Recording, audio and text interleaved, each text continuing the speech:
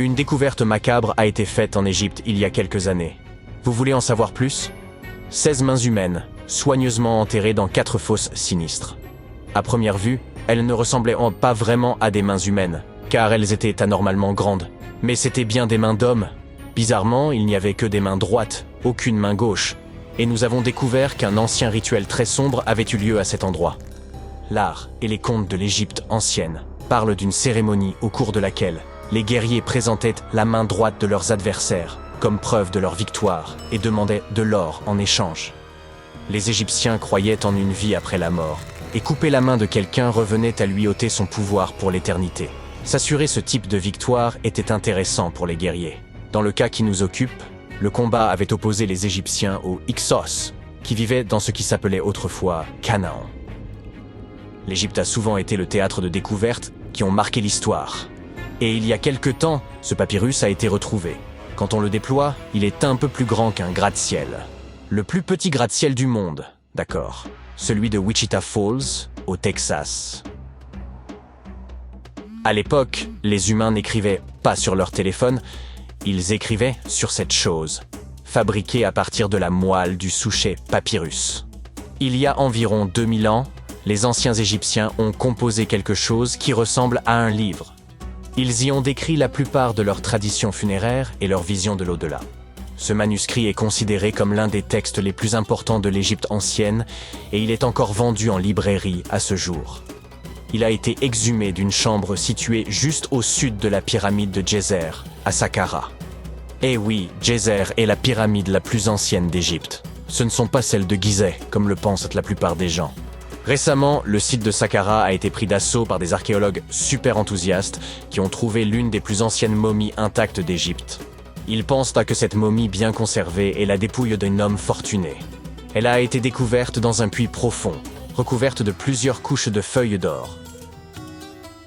De nombreux symboles montrent qu'il s'agissait d'un homme important et riche, comme le bandeau qu'il porte sur la tête, le bracelet sur sa poitrine et le fait qu'il ait été embaumé avec une tunique, ce qui était réservé à la fine fleur de l'Égypte. Mais le plus cool dans cette découverte, c'est que le lieu de repos était toujours scellé au mortier, soit dans l'état dans lequel les Égyptiens l'avaient laissé il y a 4300 ans. Cela peut paraître étrange, mais en 2008, des archéologues ont découvert une pyramide manquante. Elle a disparu parce qu'elle s'est tout simplement détériorée en l'espace de 4000 ans. Aujourd'hui, on ne voit plus que sa base. C'était un site très important dans l'Antiquité. On dit qu'autour de la pyramide, les anciens organisaient une cérémonie très particulière, au cours de laquelle les grands prêtres portaient les restes momifiés de taureaux sacrés. Voici un fait amusant. Les anciens Égyptiens croyaient que les taureaux étaient des incarnations terrestres de la divinité de la ville de Memphis et qu'ils étaient liés au rite de fertilité. Mais il ne s'agissait pas de n'importe quel taureau. Ils devaient être entièrement noirs, avec une seule marque blanche entre les cornes et tout un tas de caractéristiques très spécifiques. Ils étaient sélectionnés par les prêtres locaux et honorés jusqu'à leur mort. Ensuite, ils étaient momifiés et enterrés dans des galeries souterraines. Cette pyramide manquante a disparu vers le XVIIIe siècle. C'est un archéologue allemand qui l'a découverte pour la première fois dans le village de Saqqara. Il l'a nommée la pyramide décapitée lorsqu'il l'a vue pour la première fois. Mais des années après sa découverte officielle, le sable du désert est venu la recouvrir. On a procédé à quelques fouilles, entre le 19e et le 20e siècle, mais pas de manière systématique. C'est pourquoi les scientifiques ont été très contents le jour où ils ont déterré la base entière de la pyramide après avoir retiré le monticule de sable de 8 mètres qui la recouvrait.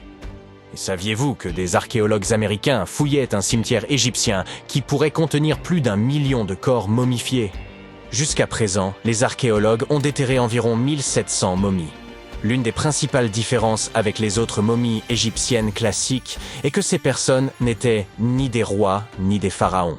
C'étaient des gens du peuple ayant vraisemblablement vécu il y a 1500 ans, lorsque l'Égypte était contrôlée par les empires romains et byzantins. Le nom du cimetière est intéressant, la voie du buffle d'eau, au cas où vous voudriez y jeter un coup d'œil lors de votre prochain voyage. Outre les taureaux et les buffles, les Égyptiens de l'Antiquité aimaient aussi les babouins. Y a-t-il une logique dans tout ça? Au début du XXe siècle, des archéologues ont découvert un site rempli de babouins momifiés dans un endroit appelé la vallée des singes. Un animal n'aurait pas été momifié s'il n'était pas considéré comme important. Certains animaux étaient plus importants que d'autres, car ils étaient liés à des divinités spécifiques. Les chacals étaient liés à Anubis, l'ancien dieu de l'au-delà. Quant aux chats, ils étaient assimilés à la divinité féminine Bastet. Les babouins étaient très importants, car on pensait qu'ils étaient liés à Thoth, la divinité de la sagesse, et conseiller de Ra, l'une des divinités suprêmes de l'Égypte. Les archéologues ont découvert que ces babouins n'étaient pas très heureux. Ils pensent qu'on les gardait à l'intérieur, et qu'ils furent privés de la lumière du soleil pendant la majeure partie de leur vie. Ils souffraient d'une grave carence en vitamine D et étaient mal nourris. Peut-être que Thoth s'est mis en colère contre les gardiens de ces babouins, simple supposition. Les archéologues ne s'ennuient jamais en Égypte. Ils ont également trouvé des momies humaines avec des langues en or. Les Égyptiens étaient très attachés à la vie après la mort, et ils pensaient qu'avoir une langue en or pouvait aider une personne à parler une fois passée de l'autre côté. Un peu difficile sans doute, mais pourquoi pas. Certaines de ces momies furent placées dans des cercueils en bois avec des objets tels que des colliers, des poteries, des objets en or en forme de fleurs de lotus et de scarabées, et des iPhones. Je plaisante. Un nouveau temple a également été exhumé récemment en Égypte. Les scientifiques pensent qu'il était consacré à Zeus Cassios. Cette divinité serait un croisement entre Zeus, la toute-puissante divinité grecque, et le mont El-Kas. En fouillant la péninsule du Sinaï, en Égypte, les archéologues sont tombés sur 2 colonnes de granit rose qui sortaient du sol. Et bingo! Ils pensent que ces colonnes représentaient la porte d'entrée du temple et qu'elles se sont effondrées lors d'un tremblement de terre il y a de nombreuses années. Et puisqu'on parle de divinité, certaines sont moins sérieuses que d'autres. Récemment, des scientifiques ont déterré un anneau d'or dans une ville située au sud du Caire. Non, Frodon, il n'est pas magique. Il s'agit d'un anneau en or, tout ce qu'il y a de plus normal, sauf qu'il est orné de la figure de la divinité de l'amusement, qu'on appelle Bès. Cette divinité est souvent décrite dans les textes sacrés comme un joyeux nain joufflu. Aujourd'hui, nombreux sont les tatouages dépourvus de signification et réalisés à des fins purement esthétiques. Dans l'Égypte ancienne, cependant, les femmes se faisaient tatouer afin d'être protégées au moment d'accoucher. C'est du moins ce que pensent les scientifiques. Dans la région du Nil, des chercheurs ont trouvé des momies dont les tatouages étaient bien conservés, ce qui est tout rare, car la peau se détériore très facilement. 2 de ces femmes s'étaient fait tatouer le bas du dos et les dessins étaient simples. Il y avait surtout des images, dont celle du nain joufflu dont nous venons de parler, Bès. Protéger les femmes lors de leur accouchement était donc apparemment son hobby. Me croiriez-vous si je vous disais que les anciens Égyptiens ont inventé les robots? Non. En effet, ce n'est pas tout à fait vrai. Bien sûr, c'étaient des astronomes, des mathématiciens et des ingénieurs. Mais ils sont également les auteurs d'une invention farfelue, une divinité automatisée que les scientifiques appellent Hathor. Cette statue en bois se trouvait depuis des années au Metropolitan Museum of Art, jusqu'à ce que quelqu'un remarque qu'elle avait un secret. À l'aide d'un scanner à rayon X, les spécialistes ont découvert un système mécanique à l'intérieur de la statue.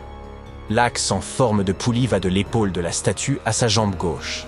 Lorsque le système tourne, la statue lève et abaisse sa main, comme pour dire bonjour.